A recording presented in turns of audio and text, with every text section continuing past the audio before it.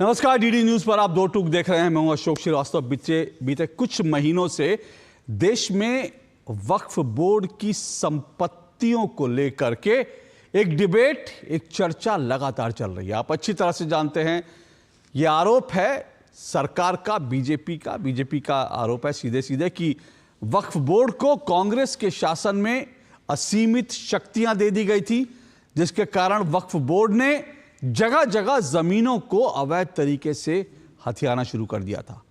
और इसीलिए सरकार की एक पहल है, वो वक्फ बोर्ड संशोधन एक कानून लाना चाहती है। इस कानून को लेकर आपको मालूम है अच्छी तरह से, फिलहाल ये जेपीसी के पास है, जिस पर चर्चा हो रही है। संसद में पेश हो चुका है। राजनीतिक पार्टियों का विरोध और जो पक्ष में है वो सब हमारे सामने है। लेकिन इस सब के बीच अब जबकि उत्तर प्रदेश में कुंभ शुरू होने वाला है, कुंभ को लेकर भी वक्फ ने दावा कर दिया था। ये एक आ गया था कि भाई कुंभ में जो ज़मीन है, जहां पर कुंभ का मेला लग रहा है, वो भी वक्फ बोर्ड की ज़मीन है, ऐसा दावा कर दिया गया था। ये दावा तो फिलहाल ठंडा पड़ गया, लेकिन ये मामला एक बार फिर से इसलिए गर्मा गया है क्योंकि उत्तर प्रदेश के मुख्यमंत्री योगी आदित्यनाथ ने एक बड़ा बयान दे दिया है। उत्तर प्रदेश के मुख्यमंत्री योगी आदित्यनाथ ने, अब जबकि वो दिल्ली में भी हैं, प्रयागराज में भी हैं, लखनऊ में भी हैं और हर जगह वो महाकुंभ को लेकर के निमंत्रण दे रहे हैं। आज उन्होंने प्रधानमंत्री नरेंद्र मोदी को भी दिल्ली में आकर महाकुंभ के लिए निमंत्रण दिया। तो योगी आदित्यनाथ ने दरअसल एक बड़ा बयान दे दिया। इस बीच उन्होंने कहा है कि जो वक्फ बोर्ड है उसको भू माफिया बोर्ड नहीं बनने देंगे।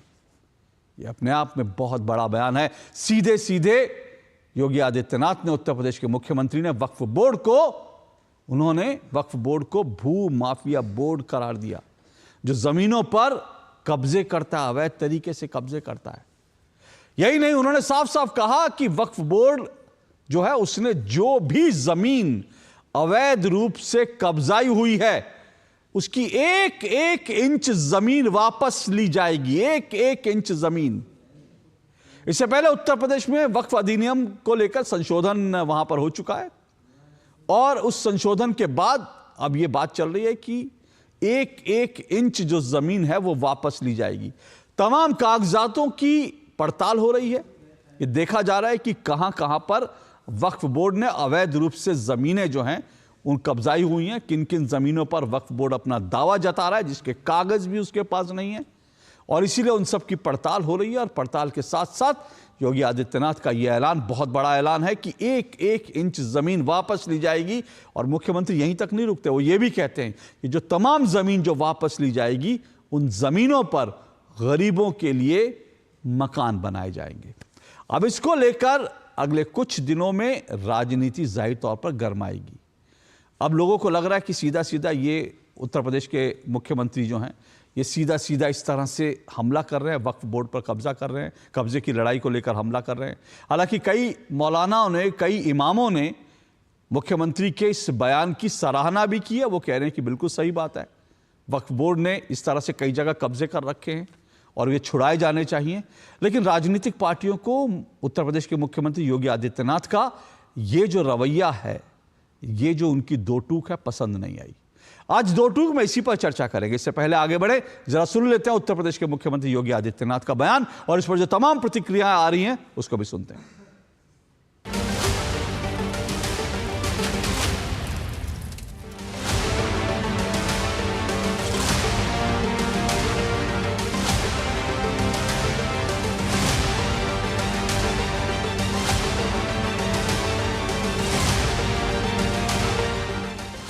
प्रयागराज के जो मुसलमान हैं उनमें से एक सरताज नाम के हैं, उन्होंने इस बात की जानकारी दी जिस ज़मीन के बहुत सारे हिस्से पर जो शामियाने तंबू वगैरह लगाए गए हैं, इंतज़ाम किए गए हैं, मेला लग रहा है, ये वक्फ की ज़मीन है और वहाँ के मुसलमानों की ज़मीन है।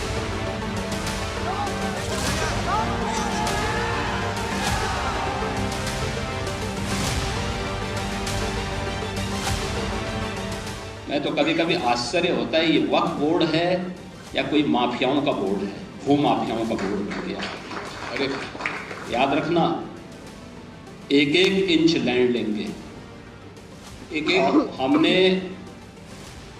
उत्तर प्रदेश वक्फ अधिनियम में संशोधन किया है पूरी 1369 फसली से लेकर के अब तक की एक एक राजस्व के अभिलेख की जांच करवा रहे हैं, और जिसको भी वक्फ के नाम पे कब्जा किया होगा उस एक एक इंच लैंड को लेकर के वापस करेंगे और गरीबों के मकान बनाएंगे, सार्वजनिक संस्थान अस्पताल बनाएंगे, अच्छे शिक्षण संस्थान बनाएंगे।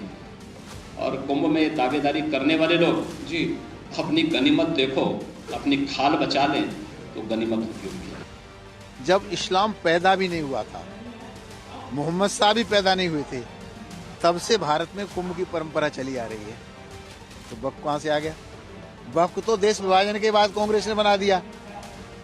तो हम तो अपने मोदी से आग्रह करना चाहते हैं, तत्काल वक्फ बोर्ड समाप्त होना चाहिए। पिछली सरकारों ने भूमाफियाओं का एक गिरोह बना करके उसे वक्फ बोर्ड की मान्यता दे दी और इतने सुप्रीम पावर उनको दे दिए कि आज वो किसी के घर मकान संपत्ति पे दावा करते हैं। अभी किस सन की मौलाना ने कहा कि कुंभ की जमीन भी वक्फ की है, तो ये वक्फ नहीं है, वक्फ बोर्ड के नाम पर ही भूमाफियाओं का गिरोह है। जो वक्फ की ज़मीन है वो भी वक्फ बोर्ड ने खुर्द-बुर्द की हैं और माफियाओं के हवाले की हैं, अवैध कब्जे कराए हैं।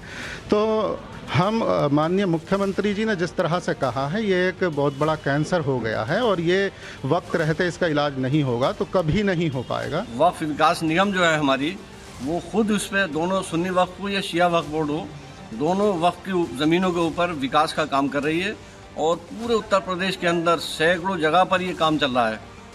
लेकिन ये चीज़ बिल्कुल बर्दाश्त नहीं की जाएगी कि लोगों ने वक्फ के नाम पर वक्फ की ज़मीनों पर कब्ज़े कर रखे हैं और उसकी ख़रीदो फरोख्त हो रही है, लोगों ने बेच दिए, बैनामे कर दिए।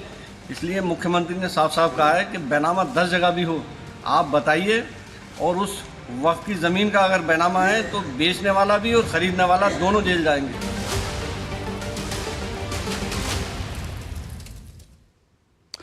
अब ये जो मुख्यमंत्री की जो दो टूक है ना, इससे पूरे उत्तर प्रदेश में हड़कंप मालूम है क्यों है? इसलिए है कि अगर उत्तर प्रदेश के मुख्यमंत्री कह रहे हैं 1-1 इंच जमीन वापस लेंगे, तो मालूम है इसका नतीजा क्या होगा?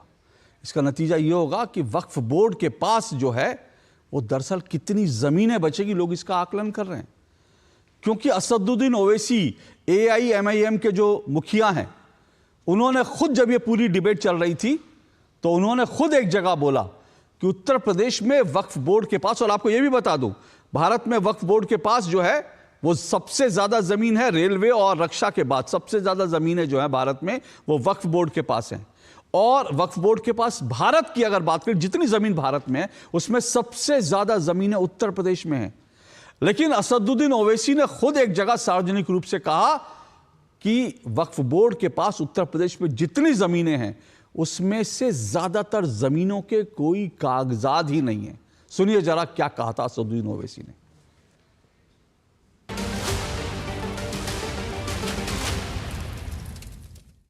ये अगर कानून बन जाएगा, उत्तर प्रदेश में 1,21,000 वक्फ की प्रॉपर्टीज हैं, 1,12,000 के पास कागज ही नहीं है। वक्फ का यूजर खत्म हो गया तो जायदादें कौन लेगा? वो जायदादें कौन लेगा बताओ? तुम्हारे पास लीगल उसके ऊपर इख्तियारी नहीं होगा, कोई भी घुस जाएगा। वक्फ का यूजर निकाल दिए।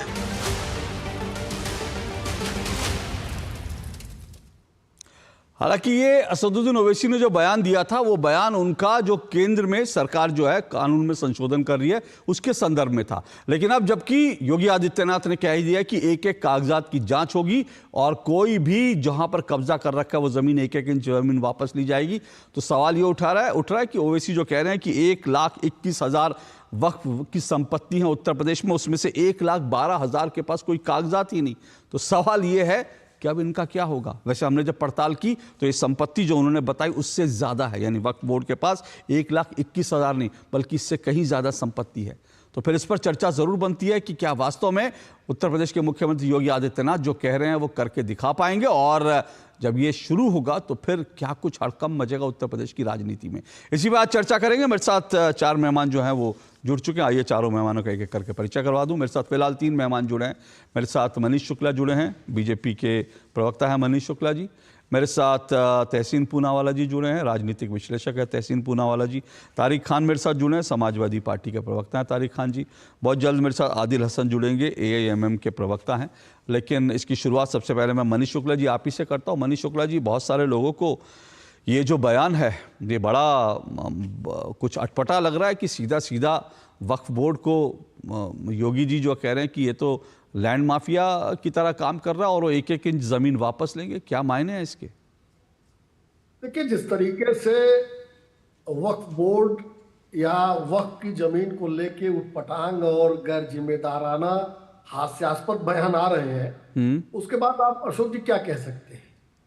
कुंभ का आयोजन, कुंभ मेले का आयोजन कब से हो रहा है? तीर्थराज प्रयागराज में कुंभ का वर्णन पुराणों में है, उपनिषदों में है, तमाम धार्मिक ग्रंथों में है। हजारों हजार साल की परंपरा है, भारत की संस्कृति सभ्यता से जुड़ा हुआ विषय है कुंभ का मेला, आस्था का विषय है कुंभ का मेला। वहां जिस जमीन पर कुंभ होता है उसको दावा कर दिया गया कि ये वक्फ की है। वक्फ शब्द इजाद भी नहीं हुआ होगा तब से वहां मेला लग रहा है। इन बयानों ने ये साबित कर दिया, और तमिलनाडु और हरियाणा का तो विषय आपको ध्यान में होगा ही कि 1600 साल पुराने गांव को वक्फ ने कहा हमारी है, वहां 1600 साल पुरानी मंदिर थी उसको कहा हमारा है। तो इससे स्पष्ट हो गया कि जो आरोप लगा करते थे, और यूपीए सरकार ने जिस तरीके से वक्फ बोर्ड को असीमित ताकत दे दी थी कि वो कानून से बड़ा हो गया, संविधान से बड़ा हो गया। अगर उसने कहीं हाथ रख दिया जमीन पे, वो जमीन उनकी हो गई और उसके खिलाफ आप कोर्ट पे जाके अपील भी नहीं कर सकते। तो उत्तर प्रदेश सरकार ने वक्फ अधिनियम में बदलाव किया है। जो वक्फ की संपत्तियां हैं, जहां ये आरोप है कि ये कब्जे की जमीन है या इसी तरह से आरोप लगा के या हाथ रख कर ले ली गई है, उनके कागजात की जांच हो रही है, लीगल प्रोसेस। जो कागज ठीक होंगे वो वक्फ के होंगे, और जो नहीं ठीक होंगे तो जिनसे कब्जा की गई होगी, जो उसका जेन्युइन मालिक होगा उसके पास जानी चाहिए, जो संपत्ति का मालिक होगा उसके पास जानी चाहिए। और जहां सरकारी जमीन पे कब्जा होगा वहां पे सहारों के लिए, वहां गरीब लोगों के लिए आवास बना के हम देने का काम करेंगे। और हमारा ट्रैक रिकॉर्ड है, इसी प्रयागराज में अतीक अहमद से जो जमीन अटैच की गई, सरकार ने अटैच की, वहां लोग रह रहे हैं, गरीब लोग रह रहे हैं। नहीं, लेकिन मनीष जी, आप जो कह रहे हैं कि अगर असदुद्दीन ओवैसी जी की बात मैं सही मानूं तो जो उन्होंने कहा, मैं कह रहा हूं उससे ज्यादा संपत्तियां ओवैसी जी ने, तो उस हिसाब से तो उत्तर प्रदेश में ओवैसी जी कह रहे हैं 1,21,000 वक्फ की संपत्ति है, वो कह रहे हैं 1,12,000 के पास दस्तावेज नहीं है। तो उसके बाद तो क्या ठन गोपाल 11,000 जो है संपत्तियां बचेंगी, जहां पर 1.25 लाख संपत्ति है। देखिए अशोक जी, उनका वो राजनीतिक बयान है। 1,21,000 में 1,10,000 है नहीं है, ये तो जांच के उपरांत ही कहना ठीक होगा। चूंकि अभी जब संभल में विषय चल रहा था, चौकी बन रही थी, उन्होंने कागज भी लहरा दिया था, ये देखिए इस जमीन के ऊपर ये चौकी बन रही है। जांच होने के बाद वो टाई फिक्स हो गया। तो ये तो बयान वीर है ओवैसी, 15 मिनट के लिए पुलिस हटा लो, सनसनी बनाए रखने के लिए बयान देते हैं ओवैसी। तो उनकी बात पे नहीं, उत्तर प्रदेश सरकार न्यायप्रिय सरकार है, वो जांच करेगी। जिसकी जो जमीन होगी वक्फ की होगी तो ईमानदारी से उसके पास रहेगी, जिस काम के लिए दी गई उसके पास रहेगी। लेकिन हाँ, कब्जा की गई है गैर सरकारी जमीन पे, तो उत्तर प्रदेश में तो कम से कम ये नहीं चलने वाला है। ठीक है। तारिक खान जी, जब कुंभ की ज़मीन पर जब ये दावा आया था तो उस दिन भी मैंने इस पर डिबेट की थी। समाजवादी पार्टी से प्रोफेसर जोशी जुड़े थे, तो प्रोफेसर जोशी ने और बाकी जो इमाम साहब थे, सब ने कहा कि भाई अगर कोई दावा कर रहा है तो उसके खिलाफ एक्शन कर दो।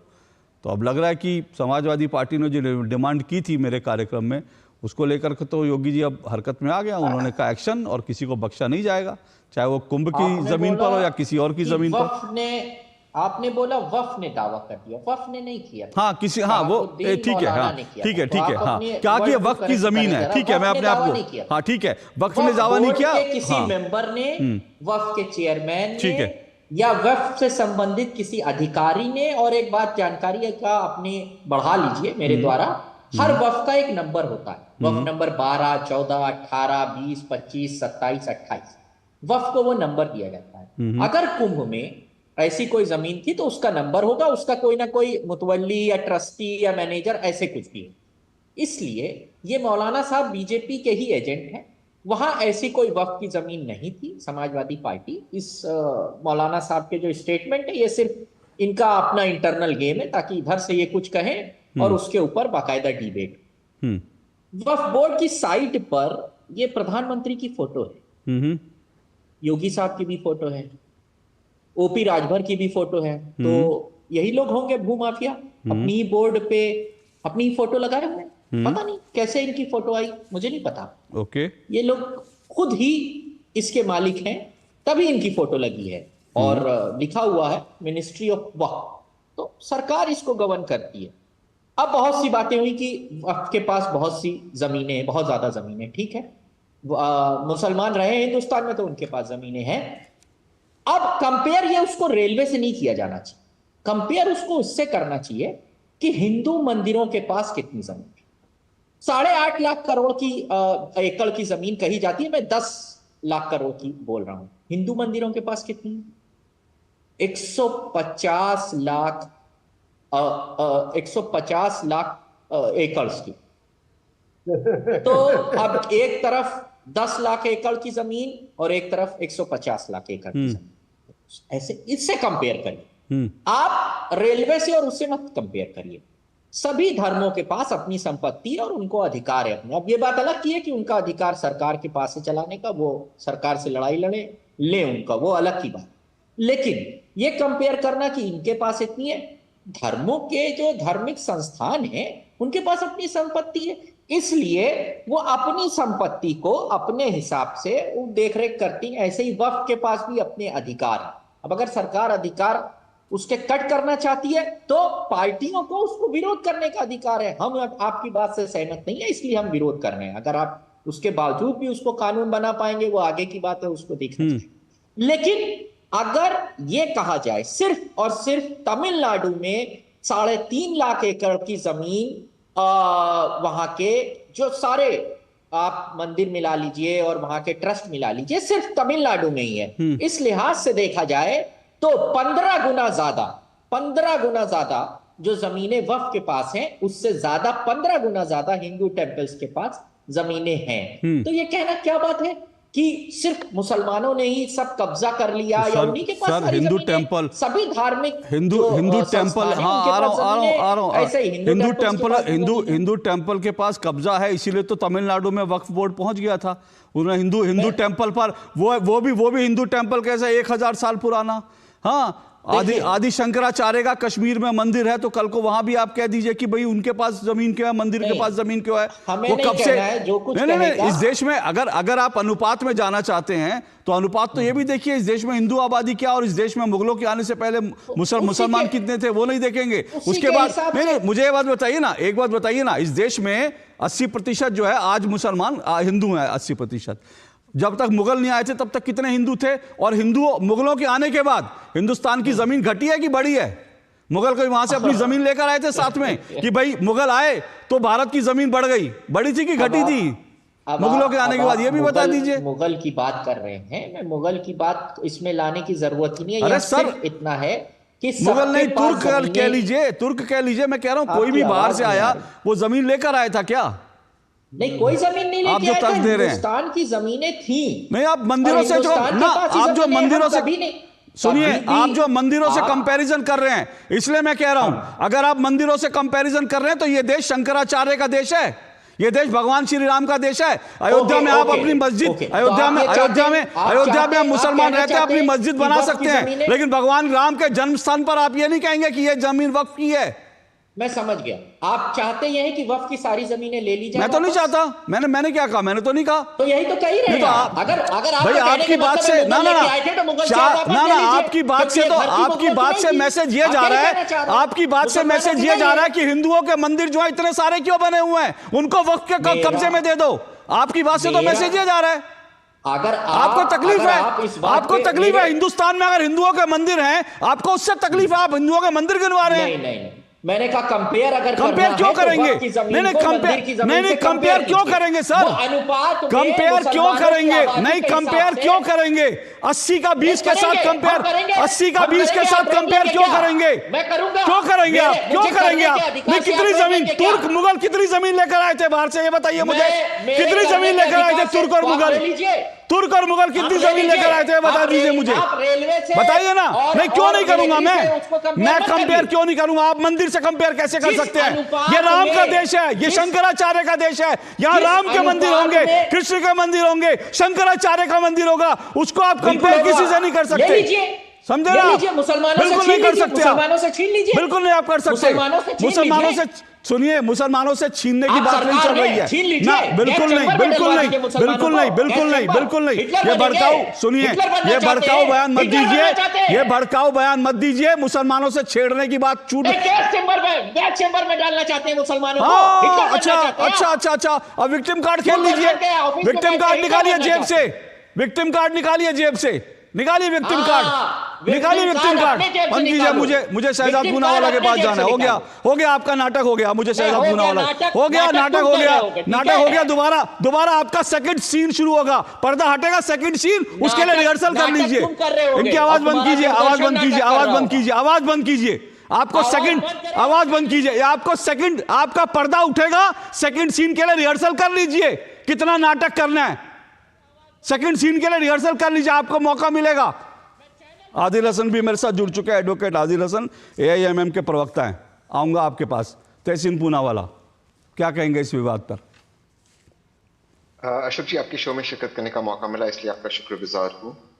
अव्वल तो जो मौलाना साहब की बाइट आपने बताई, जिस पर माननीय मुख्यमंत्री उत्तर प्रदेश ने रिएक्ट किया, मैं इससे बिल्कुल इत्तेफाक रखता हूँ। ये मौलाना साहब पोलराइजेशन कर रहे, ये बीजेपी के लिए काम करते। There is no if no but. वक्फ की जमीन हर उस पर एक नंबर होता है, ये कोई नंबर इनके पास नहीं, कुछ भी कह रहे, और ये इसलिए कह रहे ताकि इस पे बीजेपी को फायदा हो। इन्होंने, ये जो मौलाना साहब है, इन्होंने फतवा भी जारी किया था कि न्यू ईयर का कोई सेलिब्रेशन ना हो, मुसलमान ना करें। इनसे कोई ओपिनियन मांग नहीं रहा है, ये बस अपना पोलराइजेशन करते हैं। बीजेपी चाहते हैं कि बीजेपी जो एक्चुअल मुद्दे देश के, उस पर डिबेट ना हो, हिंदू मुसलमान की डिबेट हो। और मैं आपके माध्यम से सभी मुसलमानों को अपील करूंगा कि ऐसे मौलानाओं को बॉयकॉट करे। ये कोई मौलाना नहीं, बीजेपी के लिए काम करे, और कोई बीजेपी के लिए कोई मौलाना प्रचार करे, इसमें कोई गलत नहीं, इस्लाम का गलत उपयोग ना करे। दूसरी बात मैं कहना चाहता हूँ, वैसे तहसीन जी, एक मिनट, वैसे तहसीन जी, इस बारे में हमने पहले भी चर्चा की थी, और ये विषय हो गया पुराना, क्योंकि अब जो है वो दावा भी नहीं किया जा रहा। लेकिन अब ये जो योगी आदित्यनाथ का बयान निकल कर आया, उसके कंटेक्स्ट में फिर भी आपको या तारिक खान दोनों को अधिकार था, उन्होंने अपनी बात रखी, ठीक है। अब हम आज के विषय, थैंक यू सो मच। वक्फ के जितने भी अपॉइंटिंग, मैं उत्तर प्रदेश का देख रहा था कि वक्फ बोर्ड उत्तर प्रदेश में कैसे अपॉइंट होता, वो तो जितने भी मेंबरान है, चाहे वो मुस्लिम मेंबरान हो, वो तो माननीय सरकार अपॉइंट करती है। तो अगर सरकार अपॉइंट करती है और यही लोग अगर भू माफिया है, तो सरकार उन पे एक्शन ले। अब आप देखिए, ये कैसा पैराडॉक्स है, चाहे उत्तर प्रदेश हो, मध्य प्रदेश हो, जहां पर भी बीजेपी की सरकारें अधिकतर, क्योंकि तमिलनाडु में भी घटना हुई है, ये सारे वक्फ बोर्ड जाते, फिर उसको अपोज करते, फिर सरकार एक तरफ से उनको सपोर्ट करती, दूसरी तरफ से सरकार उनके खिलाफ बोलती। मतलब आप सोचिए कोई भी लॉजिकल बोर्ड, ये ताजमहल को भी इन्होंने क्लेम कर दिया, फिर कोर्ट की फटकार मिली, तो ये आपको इसमें कोई लॉजिक लगता है? ये कौन लोग है? ये पॉलिटिकल अपॉइंटमेंट्स है, इनको भाजपा वाले अपॉइंट कर रहे, इसलिए अपॉइंट करे कि इस तरह का ये माहौल बनाए देश के अंदर। वरना कौन इसको, मतलब प्रयागराज में कोई जमीन क्लेम करे महाकुंभ के दौरान, ये आपको किसी भी मुसलमान को, किसी भारतीय को लॉजिकल नहीं लगेगा। अब सवाल आता है इसका समाधान क्या है? मैं माननीय योगी आदित्यनाथ जी से बिल्कुल इत्तेफाक रखता हूँ, प्लीज सर्वे करें, जो इलीगल अवैध जमीन है उसको आप गरीबों में बांटे, इससे फायदा होगा। दूसरी चीज मैं और एक रिक्वेस्ट करता हूँ, हमारे जितने भी मंदिर हैं, मैं उनकी जमीन की बात कर रहा हूं। आप इसके पक्ष में कि अगर वक्फ ने कहीं पर जमीनों पर अवैध रूप से कब्जा कर रखा है और उसकी जांच होती है, वो जमीन अगर, तो उस पर गरीबों के मकान बने। आप मुख्यमंत्री के इस बयान का सबूत, इस बयान का आप स्वागत करते हैं। एक स्टेप आगे जाता हूं, वक्फ की जो जमीन है, ये 12 या 15 या 20 ऐसे परिवार है जो इस पर जो रेंट है वो लेते होंगे, वो गरीब मुसलमानों में, गरीब बेटियों में पटना चाहिए, जो लीगल जमीन है, वो बिल्कुल बंटना चाहिए, मुसलमानों के लिए वो जमीन है, वो तो उसमें बंटना चाहिए। और एक मैं इसमें समाधान ऐड करना चाहता हूं, जैसे बाकी सब धर्म ऑटोनॉमस होते, उनके रिलीजियस स्थानों पर कोई सरकार का हस्तक्षेप नहीं होता, ठीक उसी तरह हमारे मंदिरों को भी सरकार आजाद कर दे। क्यों नहीं कर दी सरकार आजाद? ठीक है सर, उस विषय पर भी उसमें मैं नहीं जा रहा हूं, बट मैं इसका समाधान ये नहीं कि सरकार रेगुलेशन ज्यादा लाए, इसका समाधान ये सरकार मंदिर मस्जिद सब जगह से बाहर ठीक है, सरकार का धर्म से कोई लेना देना नहीं। ठीक है, उस विषय पर भी मैं चर्चा करूंगा अब जब मौका लगेगा। लेकिन इससे पहले मैं आदिल हसन जी आपके पास आऊं। मनीष शुक्ला जी, दो बात जो तहसीन जी ने कही, और इससे पहले तारिक खान कह रहे थे कि भाई वक्फ बोर्ड में जो अपॉइंटी होते हैं वो तो आपके हैं, वक्फ बोर्ड पर जो तस्वीर लगी हुई है वो तो प्रधानमंत्री की लगी हुई है, योगी आदित्यनाथ, तो वो जो अपॉइंटी है वो तो आप ही के अपॉइंटी हैं, तो उसके लिए इस तरह से क्यों? आपके जब वक्फ बोर्ड में आपके सभी लोग हैं तो फिर आप करवा लीजिए, उनसे करवा लीजिए जो भी अवैध कब्जे हैं उसकी जांच पड़ताल। यही तो विडंबना है कि उसमें सरकार के लोग हैं ऐसा नहीं है, जो एक निश्चित लोग होते हैं उसी में से सरकार को अपॉइंटमेंट करना होता है। और तहसीन जी ने बड़ी अच्छी बात कही कि वक्फ बोर्ड को खत्म कर देना चाहिए। इनको ये बात श्रीमती प्रियंका वाड्रा और राहुल गांधी जी को भी समझाना चाहिए कि वो तो अधिनियम में संशोधन तक के लिए नहीं तैयार है कांग्रेस, और ये खत्म करने की बात कर रहे हैं। हाँ, रुकिए, ठीक है, माफी चाहता हूँ, मैंने खत्म करने की बात नहीं की, मैंने कहा उसमें जो भी आपको इंक्वायरी करनी है, जो भी अमेंडमेंट्स करना है वो प्लीज कीजिए, मैंने खत्म करने की बात नहीं की। माफी चाहता हूँ, आप प्लीज बोलिए। नहीं, इन्होंने खत्म करने की बात उस तरह से नहीं कही, मतलब इनका मायने वो नहीं था। खैर ठीक है, अभी उन्होंने माफी चाहता हूँ अगर आपने ऐसा सोचा, मैंने कहा कि उसकी इंक्वायरी करें। ठीक है, चलिए देखिए, मूल विषय ये है कि ये तमाम शिकायतें लगातार आ रही थी कि वक्फ बोर्ड वक्फ के नाम पर संपत्तियों पे कब्जे हो रहे हैं। केंद्र सरकार ने इसलिए पहल की थी, और जो जेपीसी के पास है उत्तर प्रदेश सरकार ने अधिनियम में संशोधन कर लिया है। उस संशोधन के अनुसार हम वक्फ की जमीनों पे या जहां हमको शिकायत मिल रही है हमारी सरकार को, वहां उनके राजस्व जो पत्रावलियां हैं उनकी जांच हो रही है। जहां ये तय होगा कि ये कब्जा की जमीन है, चाहे गैर सरकारी हो चाहे सरकारी हो, उसको सरकार अपने कब्जे में लेकर, जो सरकारी जमीन है उसको निश्चित रूप से आवास बनाने की बात माननीय मुख्यमंत्री जी ने की है, और जो गैर सरकारी जमीन है जिसकी होगी उसको मिले, इसका प्रबंध सरकार करेगी। ओके, ठीक है। पर मैं एक चीज इससे पहले कि तारिक खान मेरे साथ अभी नहीं है, लेकिन मैं एक बात बताना चाहूंगा, फिर मैं आदिल हसन जी के पास जाऊंगा। ये जो तारिक खान जी ने अभी कहा ना कि वक्त के जो है मेंबर जो है वो तो बीजेपी के हैं, उसमें जो है योगी आदित्यनाथ की तस्वीर लगी है। मैं आपको ये बता दूं, ये जो संभल वाला पूरा केस हुआ था, बड़ा दिलचस्प केस है। संभल में ये जो दावा किया गया था, जिस चौकी के सामने जब चौकी बन रही थी, दावा किया गया था कि वक्त की जमीन है, तो 31 दिसंबर 2024 को समाजवादी पार्टी के वरिष्ठ नेता, विधानसभा में शायद वो विपक्ष के नेता माता प्रसाद पांडे की अगुवाई में समाजवादी पार्टी क्या एक टीम गई थी ये दावा करने की वो जमीन वक्फ की है।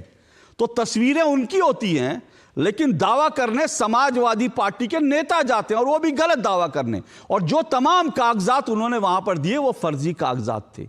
तो समाजवादी पार्टी जिसको इस बात से जो ये कहती है कि भाई तस्वीरें तो उनकी लगी है, उनको ये देखना चाहिए तस्वीरें किसी की लगी है। लेकिन जब वक्फ बोर्ड कोई दावा करता है और अवैध दावा करता है, गलत दस्तावेजों के आधार पर दावा करता है, तो समाजवादी पार्टी के नेता काहे वो फर्जी दस्तावेज दे लेकर पुलिस चौकी जाते हैं और कहते हैं कि जो है ये जमीन जो है ये वक्फ की है। ये भी सोचना चाहिए। तारिक खान आएंगे तो उनसे कोशिश करूंगा जवाब लेने की। लेकिन आदिल हसन, ये आप थोड़ा देर से जुड़े, लेकिन इस बीच मैंने ओवैसी साहब का बयान भी सुनवाया था। ओवैसी साहब का बयान था यूपी के संदर्भ में कि भाई 1,21,000 वक्फ की संपत्ति है, उसमें से 1,12,000 के पास कागज नहीं है। अब मुख्यमंत्री योगी आदित्यनाथ कहते हैं कि भाई हम एक एक दस्तावेज की जांच कर रहे हैं, और जो संपत्ति जिसके दस्तावेज नहीं होंगे, जो फर्जी पाई जाएगी, वो 1-1 इंच जमीन वापस लेंगे, वहां गरीबों के मकान बनवा देंगे। क्या कहेंगे आप? अरे भाई, ये तो योगी आदित्यनाथ जी को बोलिए कि जितनी भी वक्फ की जमीन जो इंक्रोच किया हुआ है उसको छुड़वा दे। वक्फ बोर्ड उनके अंदर में है, क्योंकि सीईओ जो होता है वो ज्वाइंट सेक्रेटरी रैंक का ऑफिसर होता है, वो स्टेट गवर्नमेंट उसको अपॉइंट करता है, वो स्टेट गवर्नमेंट का अधीनस्थ होता है। स्टेट गवर्नमेंट के जितने भी एम्प्लॉय वक्फ बोर्ड में वो स्टेट गवर्नमेंट के नियम पालन करते हैं। मेंबर भी सरकार अपॉइंट करती है, एक वक्फ कमेटी से होता है, एक मुतवल्ली कमेटी से होता है, एक स्कॉलर होता है, एक एमएलए होता है, एक एमपी होता है। तो सब जानते हैं वक्फ बोर्ड को एक ऑटोनोमस बॉडी है, सरकार उसको ताकत दे। जितनी भी इंक्रोचमेंट है, अकबर ओवैसी साहब ने असेंबली में उठाया था तेलंगाना में, एक आईजी और कमिश्नर लेवल का एक एसआईटी बना दीजिए, जितनी भी वक्फ की जमीन जो इंक्रोच है उसको छुटवा दीजिए। इसमें योगी आदित्यनाथ इतनी देरी क्यों कर रहे हैं? वक्फ की जो जमीन है, देश का सबसे बड़ा उद्योगपति वक्फ की जमीन को कब्जा किए हुए हैं। आप जागो आगा खान जानती है, इसमें कोई बोलिए उसको भी छुटवा दे, हम बहुत उनका शुक्रगुजार रहेंगे। और आप ही बोलिए उन्हीं का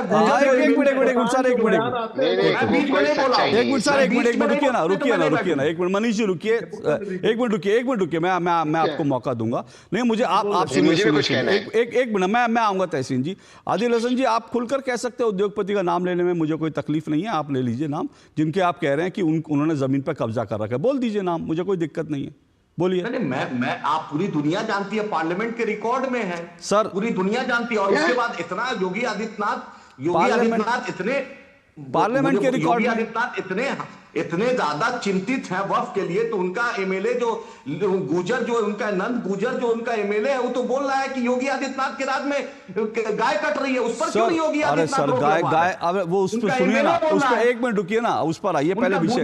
हाँ पहले आइए ना, ठीक है वो ठीक है, उस पर अरे सुनिए ना आप सुनिए ना, आप कब्जे की बात कर रहे हैं, मेरे पास एक रिपोर्ट है। अरे सुनिए ना सर, अरे सुनिए ना, मेरे पास तो रिपोर्ट ये है, मेरे पास तो एक पूरी की पूरी रिपोर्ट है, और एक चैनल के वेबसाइट पे, देश का जो है बहुत प्रतिष्ठित चैनल, उसकी वेबसाइट पे पूरा एक इंटरव्यू है जिसमें यह है कि असदुद्दीन ओवैसी ने 3000 करोड़ की वक्फ की संपत्ति पर जो है वो कब्जा कर रखा है। तो असदुद्दीन ओवैसी ने, ओवैसी साहब के पास 3000 करोड़ जो है अवैध संपत्ति पर, वक्फ की संपत्ति पर ओवैसी साहब का कब्जा है। तो आप देश के उद्योगपति को कह रहे हैं, नहीं आप कहिए, मैं लेकिन ये भी देखिए ना, जब आप दूसरों पे उंगली उठा रहे हैं, पहले आप अपने घर में झांक लीजिए कि आप लोगों ने कितना कब्जा कर रखा है। अशोक श्रीवास्तव सुन लीजिए, मैं देश में नरेंद्र मोदी की 11वां साल की सरकार है ना, नरेंद्र मोदी की सरकार है, तेलंगाना में हमारी विपरीत सरकार रही है। हाँ। जांच करवा लीजिए ना, तो जांच तो फिर एक मिनट, तो फिर वही तो बात हो रही है, बात वहीं से शुरू हुई थी, बात जांच से ही शुरू हुई थी कि जब जांच होगी तो घबराना क्यों? फिर मत कहिएगा कागज नहीं दिखाएंगे, फिर कहेंगे नहीं ना कि कागज नहीं दिखाएंगे। अशोक श्रीवास्तव, आदिल हसन फिर ये तो नहीं कहेंगे ना कागज नहीं दिखाएंगे जब जांच होगी। सुनिए ना आदिल हसन, सुनिए ना, जब अभी आप आदिल हसन आपने कहा जांच करवा लीजिए, जांच होगी तो ये तो रोएंगे नहीं ना कि कागज नहीं दिखाएंगे। नहीं फिर रोएंगे नहीं ना, कागज नहीं दिखाएंगे, फिर शाहीन बाग तो नहीं बनाएंगे ना, कागज नहीं दिखाएंगे। फिर एक एक दस्तावेज की जांच होगी, फिर मत कहिएगा कागज नहीं दिखाएंगे। आप बोलने दोगे? मैं तो बोलने दे रहा हूं। बोले नरेंद्र मोदी को बोलिए कि अपनी डिग्री भी दिखा देंगे साथ। हाँ, अब डिग्री पे आ गए। अब देखिए कागज, जैसे ही कागज पूछा डिग्री पे भागे, जैसे ही कागज पूछा डिग्री पे भागे। यही फर्जी बनती है आप लोगों की, कभी गाय पे कभी डिग्री पे, मुद्दे पे बात नहीं करोगे क्योंकि कागज मांग लिए, इनसे कागज मांग लिए तो ये इधर उधर भाग गए। ये आदिल हसन, ये एमएम 3000 करोड़ स्क्रीन पे दिखाइए पूरी खबर, ये पूरी खबर स्क्रीन पे दिखाइए, ये खबर स्क्रीन पे दिखाइए। 3000 करोड़ ये एएमएम, ये जो वक्त की संपत्ति के लिए जो छाती ठोकते हैं ना, ये जो वक्त की संपत्ति के लिए छाती ठोकते हैं, ये असदुद्दीन ओवैसी ने 3000 करोड़ रुपए की वक्त की संपत्ति पर अवैध रूप से कब्जा ओवैसी साहब ने कर रखा है हैदराबाद के अंदर। और जब इसकी जांच की बात करी तो प्रधानमंत्री की डिग्री याद आ गई, जब जांच की बात करी तो गाय काटना याद आ गया। क्यों? क्योंकि ओवैसी साहब की हकीकत हमने सामने रख दी, मुद्दे पर तब बात नहीं करेंगे। और जब इसकी जांच होगी तो एक एक कागज देखा जाएगा और तब ये शाहीन बाग बना देंगे और तब कहेंगे कागज नहीं दिखाएंगे, कागज नहीं दिखाएंगे क्योंकि इनके पास कोई कागज है नहीं, ये अवैध कब्जा करके बैठे हैं, इसलिए इनके पास कोई कागज नहीं है, ये अवैध कब्जे पर। और इसीलिए योगी आदित्यनाथ ने कहा कि एक एक अवैध कब्जे करने वाले का कब्जा हटाया जाएगा। कोई कागज नहीं है, कोई कागज नहीं है। 3000 करोड़ की संपत्ति पर कब्जा, 3000 करोड़ की संपत्ति पर कब्जा। एक एक छोटा सा ब्रेक ले रहा हूं, ब्रेक के बाद आऊंगा तहसीन पूनावाला। लेकिन ये देखिए जो दूसरों को कहते हैं कब्जे, खुद कब्जे करके बैठे, ये इनका हाल है, ये इनकी असलियत है, ये इनकी हकीकत है। पहले खुद अपना कब्जा दिखाए। ये बात करेंगे इधर उधर की, मुद्दे की बात करनी नहीं है। कागज बोल दिया तो दस्तावेज, पहले बोलते हैं जांच कराओ, जब कहा जांच होगी तो कागज दिखाने पड़ेंगे, तो इधर भागे उधर भागे उधर भागे। सीधा आया करिए अगर हिम्मत हो तो। अशोक श्रीवास्तव के प्रोग्राम में सीधा बात कीजिए, हिम्मत है तो। इस छोटे से ब्रेक के बाद आ रहा हूं।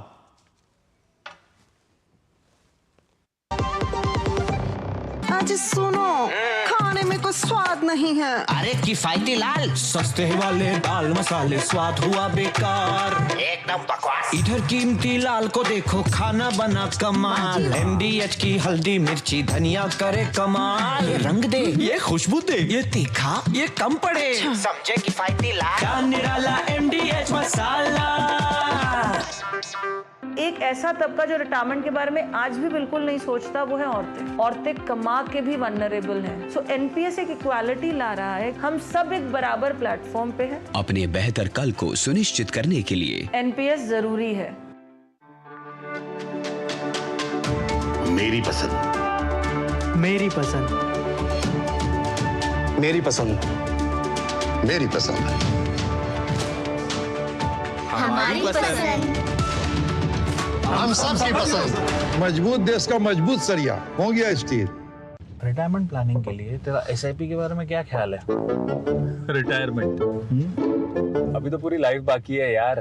पर तुझे नहीं लगता अगर रिटायरमेंट के बारे में अभी से नहीं सोचे तो आगे जाके प्रॉब्लम होगी? पर रिटायरमेंट के बारे में सोचना क्यों है इतना जरूरी? जब तक आप रिटायर हो जाएंगे महंगाई काफी ज्यादा बढ़ जाएगी और आपकी इनकम वो तो रुक ही जाएगी। इसीलिए आज ही म्यूचुअल फंड्स में SIP शुरू कीजिए और हर महीने थोड़ा थोड़ा करके धन इकट्ठा कीजिए एक कंफर्टेबल रिटायर्ड लाइफ जीने के लिए। अधिक जानकारी के लिए अपने वित्तीय सलाहकार से परामर्श करें। LIC म्यूचुअल फंड द्वारा निवेशक शिक्षा की एक पहल। म्यूचुअल फंड निवेश बाजार जोखिम के अधीन है। योजना से संबंधित सभी दस्तावेजों को ध्यान से पढ़ें। गोल्डी मसाले के 100 ग्राम के स्पेशल पैक्स में फ्रेशनेस लॉक है। ऐसे गोल्डी मसाले जहां जाएं रिश्ते बनाएं। चलिए दो टूक देख रहे हैं। दो टूक में हम चर्चा ये कर रहे हैं कि वक्फ बोर्ड क्या लैंड माफिया बन गया है। उत्तर प्रदेश के मुख्यमंत्री योगी आदित्यनाथ ने वक्फ बोर्ड पर एक बड़ा हमला किया। उन्होंने कहा कि ये जो लैंड माफिया बन गया, अवैध रूप से ज़मीनों पर कब्जा करता है, और साथ साथ उन्होंने ये भी कहा कि उत्तर प्रदेश में एक एक इंच जो ज़मीन जो है जिस पर अवैध रूप से कब्जा किया है वो छुड़ाई जाएगी और उस ज़मीन पर गरीबों के मकान बनवाए जाएंगे। इसी पर हम चर्चा कर रहे हैं। इस पूरे मामले पर मेरे साथ फिलहाल जो है मनीष शुक्ला जुड़े हुए हैं बीजेपी से, तहसीन पूनावाला जुड़े हुए हैं, राजनीतिक विश्लेषक है, कांग्रेस पार्टी के समर्थक हैं, और मेरे साथ एडवोकेट आदिल हसन AIMM के प्रवक्ता हैं। मैं तहसीन पूनावाला, आप कुछ रिएक्ट करना चाह रहे थे, आप रिएक्ट कीजिएगा, लेकिन उससे पहले मैं एक चीज़ मैं देश की जानकारी के लिए और आपके पास भी, आपने कहा ये ठीक है कि जो तारिक खान ने भी कहा कि भाई ये तो बीजेपी वाले अपॉइंट करते हैं ये वो। सवाल ये कि सवाल ये नहीं कि अपॉइंट कौन करता है कौन नहीं, सवाल ये कि जो वक्फ बोर्ड की जो पूरी की पूरी जो काम करने का तरीका है। मेरे पास एक रिपोर्ट है और ये रिपोर्ट जो है ये रिपोर्ट ये है कि आप सब जानते हैं, हम सब जानते हैं 1931 में 27 फरवरी को अंग्रेजों से लड़ते हुए चंद्रशेखर आजाद, भारत के महान स्वतंत्रता सेनानी, वो शहीद हुए थे, प्रयागराज में शहीद हुए थे। और प्रयागराज में जहां शहीद हुए उस जगह पर जहां पर चंद्रशेखर आजाद की स्मृति में पार्क बना, उस पार्क पर वक्फ ने कब्जा करा था, अवैध रूप से कब्जा किया था। और ये रिपोर्ट जानते हैं क्या कहती है? ये रिपोर्ट ये कहती है कि जहां चंद्रशेखर आजाद ने अपनी शहादत दी, बलिदान हुए देश की आज़ादी के लिए 1931 में, और वो कह दिया कि वो भी वक्फ के नाम, वो कह दिया कि पूरा का पूरा पार्क जो है वो तो वक्फ की संपत्ति है। और आप जानेंगे सबसे बड़ी दिलचस्प बात क्या है, वहां पर लगभग 20 मजार, सुनिएगा 20 मजार और 3 मस्जिद बना दी गई इस पार्क में जहां चंद्रशेखर आजाद का बलिदान हुआ था। ये कितनी बड़ी विडंबना है, 20 मजार बना दी गई। वो तो 2021 में हाई कोर्ट का हस्तक्षेप था, उसके बाद वहां पर जो अवैध निर्माण थे वो 2021 में गिरवाए गए। तो 2021 से पहले तो किनकी सरकारें थी वो तो सबको पता है, किसने असीमित ताकत दी थी। और फिर ये कहना, और फिर अब ये ऐसे अवैध कब्जे अगर हटाए नहीं जाए तो क्या करना चाहिए इनका? इस केस के बारे में मैं थोड़ा सा जानता हूँ, इस पर्टिकुलर केस में, क्योंकि माननीय हाई कोर्ट गया था, इलाहाबाद बेंच पे गया था ये ये मैटर इलाहाबाद हाई कोर्ट का जजमेंट है ये, वहां पे वर्तमान सरकार, मैं 2021 की बात कर रहा हूं, आप बता देना कौन सी सरकार थी, उन्होंने वक्फ बोर्ड का साथ दिया। अब आप देखिए, सरकार का एक डिपार्टमेंट ये कहता है, एक डिपार्टमेंट वो कहता है, तो सरकार ही दोनों वकील रखते, सरकार ही ये वो नूरा कुश्ती होती ना, सरकार ही आप कह रहे हैं 2021 में सरकार ने कहा कि ये वक्फ की जमीन है चंद्रशेखर आजाद पार्क। वक्फ को भी सरकार ने रिप्रेजेंट किया, दूसरी साइड को भी सरकार ने रिप्रेजेंट किया। हाँ? सरकार नूरा कुश्ती कर रही है। मैं कह रहा हूं आपको, वक्फ का से अपना लॉयर लाएगा, सरकार ने ही दिया, सरकार दोनों साइड से लड़ती है। मैं वही आपको बता रहा हूं, मैं आपसे क्या कह रहा हूं कि देखिए, मैं नहीं जानता हूं कितनी जमीन है वक्फ के पास, लेकिन ये बात तो सही है कि मुसलमान इस देश में काफी पीड़ित तो काफी गरीब है, इसमें there is no two ways. तो उनका जो रेंट है, उस वक्फ का जमीन रेंट है, जो अमेंडमेंट्स आते हैं उससे जो रेंट आता है, हम गरीब मुसलमान, गरीब महिलाओं के लिए, गरीब मुसलमान महिलाओं, सभी गरीबों के लिए काम क्यों नहीं करें? होना चाहिए उसमें काम, उसमें कौन मना कर रहा है? लेकिन आपके शो में आपने देखे, एक साइड से बीजेपी एक बात कह रही है, दूसरी साइड से एमआईएम का आपने देखा, वो कौन से मुद्दे पर चले गए? वो उन्होंने उद्योगपति का नाम नहीं दिया, मैंने मुकेश भाई का नाम दिया, मुकेश भाई की जमीन। ये कोई मुद्दा है देश का? ये कोई मुद्दा ही नहीं है। पर ये क्यों ये कर रहे हैं? ये क्यों कर रहे हैं? क्योंकि पोलराइजेशन से फायदा होगा। हमारे पिताजी रुकिए आदिल हसन आपके बीच में बोले थे, मैंने उनको रोक दिया था। आदिल हसन रुकिए, वो आपके बीच में बोले थे, मैंने उनको रोक दिया था, उनको बोलने दीजिए। टोका था, मैं भी जवाब दे रहा हूं। हाँ तो ठीक है, मैंने उनको रोक दिया था, मैंने उनको रोक दिया था। बोलिए तारिक, बोलिए तहसीन जी। मुकेश भाई की जमीन पर, जिन पर उसका घर है, वो मुसलमानों की या वक्फ की जमीन है या नहीं, ये मुद्दा है नहीं। और अगर हो बात की बात है, इस वक्त जो जरूरी है, हम अमेंडमेंट्स लाकर हम उसमें थोड़ा सा हम उसमें बेहतरीन करते, हम मुसलमानों के लिए कैसा उनकी जिंदगी को सुधार सकते, ये जरूरी है, उस पर ये चर्चा नहीं करेंगे। और मैं दोबारा से कह रहा हूं, ऐसे मौलाना है जो टीवी पे आके देश में पोलराइजेशन करते हो, उसमें से एक ओवैसी साहब मौलाना ने, उसमें से एक है ओवैसी साहब, जो पोलराइजेशन के माध्यम से बीजेपी की मदद करते हैं। और मैं जानता हूं उनका अगला स्टेटमेंट क्या होगा। तेलंगाना के मुख्यमंत्री ओवैसी साहब को बहुत करीब रखते हैं, ये गलत कर रहे हैं तेलंगाना के मुख्यमंत्री। मैं कह रहा हूं यार तुम्हारे चचा है, नहीं, एक मिनट, नहीं, आदिल हसन ये निजी टिप्पणी नहीं, आदिल हसन ये निजी, एक मिनट, आवाज नीचे, आदिल हसन ये निजी टिप्पणी नहीं, तुम्हारे चचा वचा, ये भाषा नहीं, प्लीज। नहीं, ये भाषा नहीं, प्लीज। नहीं, ये क्या भाषा नहीं? मैं क्या बोलूं कि ओवैसी साहब आपके ताऊ हैं, आपके फूफा हैं ओवैसी साहब, मैं ये बोलूं आपको? ऐसी भाषा का इस्तेमाल मत कीजिए, ऐसी भाषा का इस्तेमाल मत कीजिए।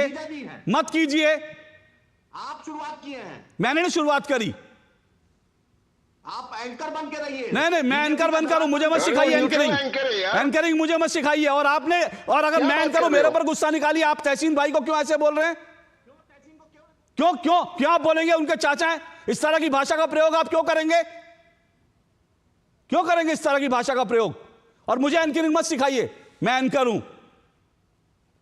दरअसल अशोक भाई, क्यों इनको गुस्सा आता है? क्योंकि मैं गरीब मुसलमानों की बात करता हूं, क्योंकि मैं पसमंदा मुसलमानों की बात कर रहा हूं, आगा खानी मुसलमानों की बात कर रहा हूं, मैं बोरी मुसलमानों की बात कर रहा हूं, तो इनको गुस्सा आ रहा है। लेकिन मैं एक चीज कह रहा हूं, इन्होंने व्यक्तिगत टिप्पणी करी, उसको छोड़ दीजिए। मैं जानता हूं तेलंगाना के मुख्यमंत्री के बारे में कह रहे कि वो ओवैसी साहब को काफी, वो उनको इज्जत देते हैं। बिल्कुल मैं मानता हूं, देना भी चाहिए। ओवैसी साहब एक बड़े नेता है हमारे देश के, बिल्कुल उनको इज्जत देनी चाहिए। लेकिन मैं आज भी कांग्रेस को इस चीज से भी चेतावनी दे रहा हूं, जितना कांग्रेस तेलंगाना में एमआईएम को साथ रखेगी, उतना कांग्रेस का नुकसान होगा। ओवैसी साहब हैदराबाद में एक भाषा करते हैं, दिल्ली आके राहुल गांधी जी के बारे में क्या क्या टिप्पणी करते हैं आप भी जानते हो, आपने आपके शो पे भी चला और दूरदर्शन को कवर भी करता है। प्लीज तहसीन भाई, ये डिबेट ओवैसी साहब पर नहीं है। बिल्कुल आप ठीक कह रहे हैं, ये डिबेट ओवैसी साहब पर नहीं है। लेकिन तेलंगाना विधानसभा में किस तरह से तेलंगाना के मुख्यमंत्री और छोटे ओवैसी साहब में जो ट्यूनिंग है, बाकायदा मुख्यमंत्री एक एक चीज कहते हैं कि अच्छा, पूछते हैं छोटे ओवैसी साहब से कि अगर आपकी परमिशन हो तो मैं उर्दू में जवाब दे लूं, हिंदी में जवाब दे लूं। इस तरह की जो ट्यूनिंग है ना, वो ट्यूनिंग देश देखता है, वो देश ट्यूनिंग देखता है। तो कौन आदमी किसके साथ है वो छोड़ दीजिए, वो मेरा विषय आज का नहीं है। मैं नहीं चाहता हम आज के विषय से विषयांतर करें। बिल्कुल, हाँ, रुकिए आदिल हसन, मैं आ रहा हूं, रुकिए आदिल हसन एक बात सुनिए। मेरा मूल जो विषय था, मैं फिर एक मिनट रुकिएगा, मनीष शुक्ला आऊंगा मैं। मेरा मूल विषय जो था, आपने कहा कि वक्फ की जमीनों पर अवैध कब्जा, उसको छुड़वा दीजिए। मेरा मूल विषय आज ये था, वो तो ठीक है, वो वक्फ की जमीनों पर कब्जा छुड़वा लीजिए, लेकिन मूल विषय ये है कि उत्तर प्रदेश में वक्फ ने जितना अवैध कब्जा कर रखा है उसको हटवाने की बात की जा रही है और उसके लिए वो जांच चल रही है। और ये जो है, आपने पता नहीं देखा नहीं देखा, लेकिन मैं आपकी जानकारी के लिए बता दूं ये सब चीजें क्यों हुई। अभी जो संबल के बारे में जो रिपोर्ट आई, एक अखबार ने बाकायदा वहां जाकर ग्राउंड रिपोर्ट करी और संबल में जो 20 संपत्तियां बताई गई कि वक्फ की है, जिसमें प्राचीन कल की मंदिर जो है, जो शास्त्रों में जिस कल की मंदिर का जिक्र है उसको बता दिया, पोस्ट ऑफिस बता दिया, थाना बता दिया। और जब उस सब की कैलकुलेशन की गई तो जितना बड़ा संबल है वो कैलकुलेशन संबल से कहीं ज्यादा, मतलब संबल है 5 जो है वर्ग किलोमीटर में, तो उसको जो है 7 वर्ग किलोमीटर में बता दिया संबल। तो ये सब चीजें जब सामने आएंगी तो इस पर डिबेट होगी, इस पर सवाल उठेंगे ना। बोलिए। देखिए अशोक जी, रेवंत रेड्डी साहब ऑफिशियल चीफ मिनिस्टर हैं कांग्रेस पार्टी के। रेवंत रेड्डी साहब बैरिस्टर असदुद्दीन ओवैसी साहब अकबर साहब के बारे में क्या बोलते हैं, यानी वो कांग्रेस के चीफ मिनिस्टर का स्टैंड है। तहसीन पूनावाला अनऑफिशियल स्पोक्स पर्सन है कांग्रेस का, तो कांग्रेस का आप ऑफिशियल स्टैंड मानिएगा कि तहसीन का बात मानिएगा? सर सुनिए, आप ये बैरिस्टर साहब को सर सुनिए एक मिनट, सर सुनिए एक मिनट, सर सुनिए एक मिनट, आदिल साहब सुनिए, आदिल साहब एक मिनट सुनिए, आदिल साहब सुनिए, आदिल साहब एक मिनट, आदिल साहब एक मिनट सुनिए, आदिल साहब एक मिनट सुनिए, सुनिए। ना तो मैंने कहा कि तहसीन पूनावाला या राजनीतिक कांग्रेस के प्रवक्ता के तौर पर हैं, ना वो कांग्रेस के प्रवक्ता होना का दावा कर रहे हैं। वो उनकी अपनी लाइन है, वो अपनी लाइन बोल रहे हैं, उसमें क्या आपत्ति है? तो मैं भी अपनी लाइन बोल रहा हूं। तो आप अपनी लाइन बोलिए, आपको किसने रोका है भाई? रेवंत सुनिए अशोक जी, रेवंत रेड्डी साहब कांग्रेस के ऑफिशियल चीफ मिनिस्टर हैं। बैरिस्टर असदुद्दीन ओवैसी साहब अकबर साहब के बारे में वो क्या बोलते हैं पूरी दुनिया जानती है। आप ही बताइए, चीफ मिनिस्टर बात सही है कि ये की बात? अरे भाई फिर वही बात कर रही है। आज का विषय नहीं है आदिल हसन जी, मेरा निवेदन है, विषय नहीं है। मैं आ रहा हूं मनीष जी, भैया आज का विषय नहीं है, विषय पर आ जाए, विषय पर आ जाए, विषय पर। ये निवेदन है आगा खान मनीष जी एक मिनट। आगा खान वक्फ की प्रॉपर्टी इस देश के सबसे बड़े उद्योगपति मुकेश अंबानी जी ने कब्जा किया हुआ है और कांग्रेस के राज में वहां का सीईओ ने रिपोर्ट दिया था, जो वक्फ बोर्ड का सीईओ है, कांग्रेस पार्टी के जो वक्फ मिनिस्टर थे उनके वक्त सीईओ थे, उन्होंने टेबल पर विधानसभा में उसको पटल पर नहीं रखा। और वक्फ की जितनी भी प्रॉपर्टी है, सुनिए सर, मैं आ रहा हूं, सुनिए मैं आ रहा हूं, सुनिए एक मिनट सुनिए, मेरी बात सुनिए सर, एक मिनट तहसीन जी। मेरा विषय आज का उत्तर प्रदेश के कंटेक्स्ट में था। अभी इस देश में जो वक्फ बोर्ड संशोधन कानून है वो जेपीसी में है, उसमें ओवैसी साहब भी मेंबर हैं, बाकी लोग भी मेंबर हैं। और एक मिनट सर, तहसीन जी एक मिनट। और ये जो अंबानी की प्रॉपर्टी, इसकी प्रॉपर्टी, उसकी प्रॉपर्टी महाराष्ट्र में, बाकी देश के हिस्सों में, इस पर बहुत डिबेट हो चुकी है, अभी भी चलती रहेगी, आगे भी चलेगी। मेरा आज का विषय खास स्पेसिफिकली उत्तर प्रदेश को लेकर था और मैं उत्तर प्रदेश पे ही बने रहना चाहता हूं, लेकिन इधर उधर जाने से कोई लाभ नहीं हमें मिल रहा आज की डिबेट में। बेहतर होगा कि अगर उत्तर प्रदेश के कंटेक्स्ट में, मैंने एक मिनट आदिल हसन साहब, मैंने उत्तर प्रदेश पे डिबेट को लाने के लिए फिर से संबल का उदाहरण दिया कि जितनी जगह वहां पर वक्फ की बताई जा रही है वो तो संबल जितने एरिया में उससे ज्यादा बता दिया। अब उस पर कोई टिप्पणी ना करके हम लोग टिप्पणी कर रहे हैं मुकेश अंबानी पर, इस पे, उस पर, उससे हम लोग क्या हासिल कर रहे हैं? जल्दी से तहसीन जी एक मिनट में आऊंगा, आदिल हसन एक मिनट रुकिएगा, मैं जिस एक मिनट, मेरा प्रोड्यूसर को निर्देश है, जिसको मैं कहूं उसी की आवाज आने दे प्लीज। तहसीन जी बोलिए, एक मिनट, फिर मनीष शुक्ला और फिर मैं आदिल हसन आपके पास आऊंगा। 1 मिनट भी नहीं, 20 सेकंड लूंगा। मैं माफी चाहता हूं, मैं दोबारा से मुंबई और मुकेश अंबानी पे जाता हूं। माननीय ओवैसी साहब मेंबर ऑफ पार्लियामेंट है, जेपीसी के वक्त में वे मेंबरान है। प्लीज आप वहां से सेक्रेटरी को समन करते हैं, आप दिखा दीजिए दस्तावेज, उनके पास भी अधिकार है। कोई ऐसे दस्तावेज नहीं, यहाँ टीवी पे आप किसी के बारे में। ठीक है सर, मैं फिर कह रहा हूँ ये विषय पे मैं नहीं जाना चाहता, विषय नहीं है आज का, मुझे नहीं। ठीक है, मुझे ऐसा नहीं है कि मुझे किसी उद्योगपति से डर लगता है। आप लोगों ने जितनी चर्चा कर ली, वो जो होगा उस पर आगे चलेंगे। और किसी दिन जब हम पूरे देश के वक्फ संशोधन कानून पर बात करेंगे तो उस दिन इस पर भी खुलकर चर्चा कीजिए, मुझे कोई एतराज नहीं है। मनीष शुक्ला बोलिए, उत्तर प्रदेश पे रहिए प्लीज। मनीष शुक्ला। नहीं अशोक जी, मैंने अपने पहले वक्तव्य में उत्तर प्रदेश केंद्रित ही बोला, लेकिन 30 मिनट लगातार आप लोगों ने एक विषय उठाया। देखिए, आपके लिए ब्रेकिंग न्यूज है। ऑफिशियल प्रवक्ता एआईएमआईएम ने कह दिया कि तेलंगाना में कांग्रेस और एआईएमआईएम एक है।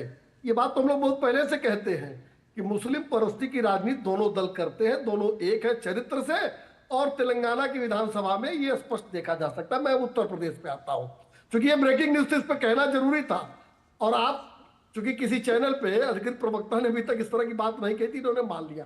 देखिए, संभल में जो चौकी का निर्माण हो रहा था, जिसको लेकर वक्फ का दावा हुआ था, और ओवैसी ने हैदराबाद से कागज लहराए थे कि ये वक्फ की संख्या नंबर 40 की जमीन है, उसकी जांच हुई, जांच में वो गलत पाई गई। तो तमाम इस तरह की चीजें हैं, और इसीलिए उत्तर प्रदेश सरकार ने अपने वक्फ अधिनियम में संशोधन किया है, और उसको इस आवरण में छिपाना कि ये सरकारी बोर्ड होता है और वकील को पैसा देता है, ये भी गलत बात है। वक्फ बोर्ड का जो मुकदमा लड़ा जाता है, उसका पैसा, उसका पेमेंट वक्फ बोर्ड करता है, न कि सरकार करती है, जो अपनी अर्निंग उनकी उसके अनुसार करते हैं। तो जो चंद्रशेखर आजाद जी की जो जहां मृत्यु हुई थी उनकी, जहां उनकी शहादत हुई थी, जिसको पहले अल्फ्रेड पार्क कहते थे कांग्रेस के जमाने में, जिसको भारतीय जनता पार्टी की सरकार ने चंद्रशेखर आजाद पार्क का यूनिवर्सिटी के साइंस फैकल्टी के पीछे, उसमें जो अवैध निर्माण था वो हटे, इसके लिए उत्तर प्रदेश सरकार ने हाई कोर्ट इलाहाबाद में, सुप्रीम कोर्ट में पैरवी की। पैरवी करने के बाद वो हटा, और मुख्यमंत्री जी का विजन क्लियर है, अगर आपका है तो आपको, लेकिन अगर आपने कब्जा कर रखा है, इसीलिए संशोधन किया गया अशोक जी, कि जिससे राजस्व की जांच हो। ये कांग्रेस ने इतना पाप किया है, इतनी शक्ति दे रखी थी इन बोर्डों को, कि अगर उंगली रख दे कि अशोक जी आपका घर है, आपको तो पता ही है, आप पत्रकार है, तो आपको ये सिद्ध करना है कि नहीं जी ये मेरा मकान है, कागज उनको नहीं दिखाना है, कागज आपको दिखाना है, और अपील कहाँ करना है, वक्फ बोर्ड का जो प्राधिकरण होता है, अधिकरण होता है, वहां जाके दिखाना है। माननीय न्यायालय में जाने की भी अधिकार छीन लिया गया था। ये पाप कांग्रेस ने किया था। इस पाप को हटाने के लिए अधिनियम में संशोधन जेपीसी के सामने है, और उत्तर प्रदेश सरकार ठीक है, वो जो जेपीसी में होगा उसके लिए हमें इंतजार करना पड़ेगा। लेकिन फिर कह रहा हूं, उत्तर प्रदेश के जो मुख्यमंत्री ने कहा है वो अपने आप में एक बड़ा इंटरेस्टिंग केस है, उसी पर चर्चा कर रहा हूं। आदिल हसन आऊंगा, एक छोटा सा मुझे ब्रेक लेना है, ब्रेक के बाद मैं लौट रहा हूं।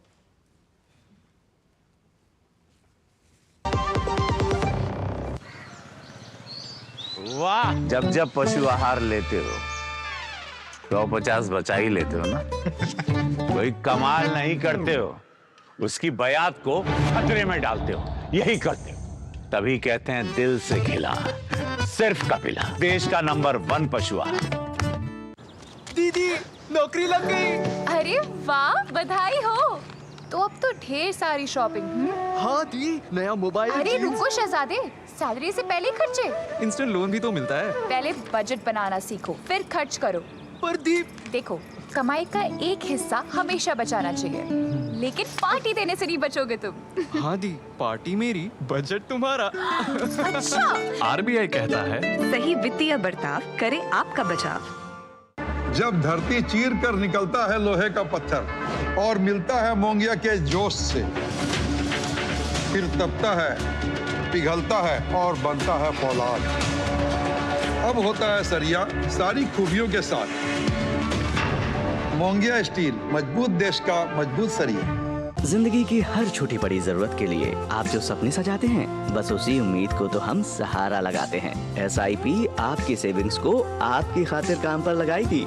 आज ही अपनी पहली SIP की शुरुआत करें। अधिक जानकारी के लिए अपने वित्तीय सलाहकार से परामर्श करें। LIC म्यूचुअल फंड द्वारा निवेशक शिक्षा की एक पहल। म्यूचुअल फंड निवेश बाजार के जोखिम के अधीन है। योजना से संबंधित सभी दस्तावेजों को ध्यान से पढ़ें। गोल्डी मसाले के 100 ग्राम के स्पेशल पैक्स में फ्रेशनेस लॉक है। ऐसे गोल्डी मसाले, जहां जाएं रिश्ते बनाएं। चलिए, दो टूक आप देख रहे हैं, वक्फ बोर्ड या भू माफिया बोर्ड, इसी पर हम चर्चा कर रहे हैं। आदिल हसन, फिर मैं आपके पास आ रहा हूँ, और मेरा निवेदन है उत्तर प्रदेश पर, क्योंकि उत्तर प्रदेश के संदर्भ में जब हम चर्चा कर रहे हैं तो इस बात के कई सारे प्रमाण सामने आया। मैं फिर योगी आदित्यनाथ के बयान के संदर्भ में जा रहा हूँ। देखिए, उन्होंने जो बयान दिया, अब देखिए यूपी कॉलेज का हमारे सामने मामला आया था, वहाँ पर थोड़े दिन पहले जो है दावा कर दिया था वक्फ बोर्ड ने हमारी ज़मीन है, लेकिन जैसी जाँच हुई उसके बाद जो है थोड़े दिन बाद वो दावा वापस ले लिया गया। नहीं, ऐसी कोई बात नहीं है, वो तो 2018 में दावा किया गया था आपको। तो जहाँ जाँच होती है वहाँ पर लोग कदम पीछे खींच लेते हैं, इसके मायने क्या है? जो ऑफिसर, वक्फ बोर्ड का जो ऑफिसर है, वो चीफ एग्जीक्यूटिव ऑफिसर, उसको स्टेट गवर्नमेंट अपॉइंट करती है। वो कोई शरीयत कोर्ट या कोई मुस्लिम पर्सनल लॉ बोर्ड उसको अपॉइंट नहीं करता है। योगी आदित्यनाथ उस ऑफिसर पे कार्रवाई करे जिसने गलत दावा किया। वक्फ बोर्ड कोई इंस्टीट्यूशन ऐसा नहीं है जो सरकार के अधीन नहीं है, वो सरकार के अधीनस्थ है। उसके पूरे पदाधिकारी सरकार के अंडर में है और रूल रेगुलेशन सरकार का मानते हैं। योगी आदित्यनाथ को बोले जिस ऑफिसर ने किया उस पर कार्रवाई करे। इसमें ड्रामा करने की क्या बात है? ऑफिसर उनका है, मेंबर उनका है, चेयरमैन उसका है, टीवी में आके इतना ड्रामा क्यों करते हैं? और इतना उनको चिंता है, इतना ज्यादा उत्तर प्रदेश की चिंता है तो ताजमहल से 96 करोड़ रुपया रेवेन्यू आता है। ताजमहल के अगल बगल इतना गार्बेज क्यों है? क्यों पूरा लगा हुआ है? स्वच्छ भारत पे सेस लेते हैं, टैक्स लेते हैं। पूरा ताजमहल इतनी बड़ी प्रॉपर्टी है, आप वहां का इनकम लीजिएगा लेकिन सफाई रखने में अगल बगल में इतनी गंदगी में आपको नहीं दिखता है। ठीक है। आपके यहाँ जो मामला आप बोलिए, योगी आदित्यनाथ को इजराइल जाना पड़ रहा है वहां पर लोग को नौकरी के लिए। उत्तर प्रदेश में क्यों नहीं नौकरी का व्यवस्था करा रहे हैं? अरे तो इजराइल में कोई नौकरी करेगा तो क्या तकलीफ है भाई? इजराइल में तो अच्छा देश है, अच्छा देश है। इजराइल में लोग जा रहे हैं, इजराइल में जा रहे हैं, अच्छा भविष्य बनाए। लोग अमेरिका में नौकरी करते हैं, लोग जो है सऊदी अरब में करते हैं, लोग दुबई में नौकरी करते हैं। क्या तकलीफ है उससे? कोई इजराइल में नौकरी कर रहा है तो नहीं, तो नौकरी कर रहा है तो उससे तकलीफ नहीं होनी चाहिए। रुकिए, ओके, मनीष शुक्ला रिस्पॉन्ड कीजिए। मनीष शुक्ला रिस्पॉन्ड कीजिए। बस एक चीज मैं ये कहना चाहता हूं, देखिए जो बार बार कह रहे हैं कि सरकारी कर्मचारी होते हैं जो दावा कर रहे हैं, ऐसा नहीं होता है। रुकिए आदिल हसन, मेरे पास समय कम है उनका। हाँ, एक व्यक्ति हैदराबाद में खड़ा होके जो कहता है कि हम वकील हैं, फर्जी कागज लहरा कहता है कि चौकी पे वक्फ बोर्ड की है, फर्जी कागज लहरा के ऐसे जैसे लोग टहल रहे हैं जो माहौल को खराब करना चाहते हैं, जो कांग्रेस से मिले हुए हैं और देश का माहौल खराब करना चाहते हैं, प्रदेश का माहौल खराब करना चाहते हैं। ऐसे यूपी कॉलेज में कोई ओवैसी रहा होगा जिसने कागज लहराया होगा? ओके तहसीन जी, सिर्फ 30 सेकंड में आपसे। देखिए फिर कह रहा हूं, संभल का उदाहरण हमारे सामने है कि जहां पर फर्जी दस्तावेज करके दावा कर दिया जाता है।